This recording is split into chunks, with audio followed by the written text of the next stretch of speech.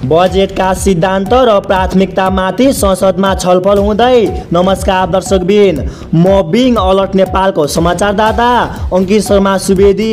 सङ्घीय संसदको आजको बैठकमा विनियोजन विधेयक बजेटका सिद्धान्त र प्राथमिकतामाथि छलफल हुँदैछ। उक्त छलफलका लागि आज वैशाख 30 गते बिहान 11 बजे प्रतिनिधि सभा र दिउँसो 1:15 बजे राष्ट्रिय सभा बैठक बोलाइएको छ।